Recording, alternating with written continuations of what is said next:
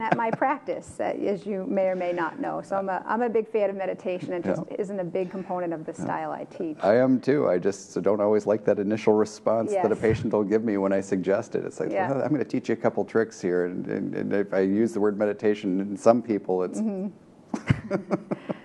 So you had asked about the different styles. Yeah. So Hatha is sort of the foundation for all different yoga styles. Okay. So Hatha yoga includes that physical practice, the asanas, the breath work, the pranayama, and the meditation. And then there's just different branches of styles of yoga. A lot of the named styles like Iyengar and Kripalu are named after people who developed this particular style discipline. So the style that we find more commonly here, I think in the West, is based on the Hatha, and it's often that vinyasa style, which means a flow, to put poses in a certain way. So it's more of that athletic style yoga, but that doesn't mean it's intense. It can still be not intense or more intense. Iyengar is a style that has more of a focus on posture and alignment, so you're holding poses for maybe 2 minutes, use a lot of props, like yoga blocks and straps. Bikram is a common style. I've done that. The 105-degree room. Holy cow. And 40% humidity. Ugh. They go through, I think, 26 postures only and rotate through those postures. It was 90 minutes, and at 89 minutes, I told myself, I'm going to quit. Right. And then she said, this is the last one. I was like, oh, thank you. And I think that's what you're saying. So for someone who's trying to get into yoga, you should do a little research. What are you trying to get out of it? Are you looking for relaxation?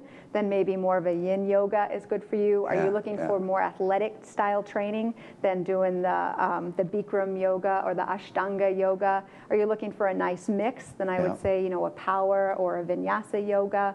So getting to know the style and even the instructor. Have you ever heard of laughter yoga? Yes. I have a friend who was just certified in laughter yoga, and it made me laugh. Yeah, I haven't tried it yet, but it seems like a lot of fun. Yeah. We'll have to go. I'll set you up with her.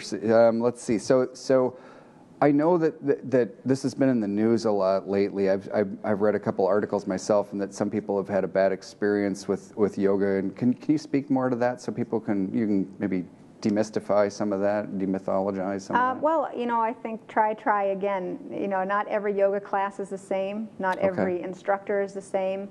And even under the same heading, not every style of Iyengar is the same, or every style of yin yoga is the same. So I guess if that's your question, try again, do some research before you take a class so you know what you're getting into. Talk to the instructor. I love when people come up and talk to me and say, I've got this knee or back issue or whatever, so I can be even more mindful about giving appropriate modifications.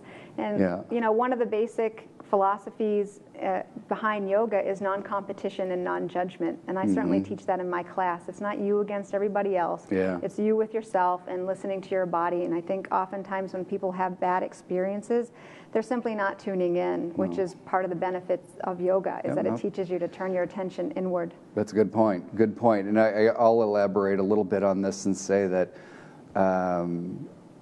whether we're talking about yoga or chiropractic or acupuncture or going to the doctor or whatever it may be, the bottom line is you can have a bad experience with something, you can have a bad, you can just have a bad reaction to something. The bottom line is because there's so many variables that are just out of our control. The patient's control, the practitioner's control, and sometimes unwanted experiences happen, and it's what we do after that is the key to being a good practitioner, a good patient. Right. Okay, so how is yoga different from Pilates? Pilates is another kind of up-and-comer, and maybe could you differentiate between the two of those? Sure, I can. As I'm not a Pilates instructor, so I'll do my best. Pilates is a form of exercise that was developed by Joseph Pilates with a particular focus on the core, including the abdominals, the erector spinae, the hips, the scapula, and the neck. I don't know if it was developed for dancers, but dancers are certainly drawn to this style of exercise because it helps create long, strong muscles. So it's a form of exercise with Pilates, and often using props like the reformer, which is a machine type contraption that you can go in. Whereas yoga is physical, spiritual, meditative discipline that does end up being a form of exercise, but the purpose was different. The purpose being more for mindfulness, relaxation, stress reduction, meditation. Okay. Does that make sense? So they're coming from different approaches, and typically yoga is more calisthenic style, where you're not using external equipment like a reformer machine. Okay. I don't know. So Pilates is you're more apt to see somebody using a machine in Pilates, using an apparatus of some sort, whereas yoga, you roll your mat out and you can bring it wherever you go, kind of thing. Yeah, typically, and although there is a style of Pilates that's mat Pilates, you see that in studios that don't have the apparatus, so you can have Pilates without the apparatus, and it's more like exercise, counting repetitions, as opposed to yoga, which is more flowing and moving through particular poses. Got it. They're both awesome. They both improve strength, flexibility, core strength as well. Okay. And Pilates does have a breath focus like yoga does too. It does? It does. I wasn't aware of that. Mm-hmm. All right. It looks like I have to get out and try some Pilates and some yoga. Tell everybody where your office is. My office is within Graham Chiropractic Center, which is on Long Pond Road, 34 Long Pond Road. We're neighbors. We are, I know. Right next to Healthy Appetites, across from Home Depot. I work in the same facility with Dr. Brian Graham, who is another chiropractor, in that same office. For those of you who don't know, that's in Plymouth, Mass, exit 5. Yeah, that. And then, do you have a website you'd like to share with everybody? And I do. Phone number? It's my name. It's Dr. Julie Sieben, Juliesieben. And I don't know what my particular phone number is, but the office line is there you go.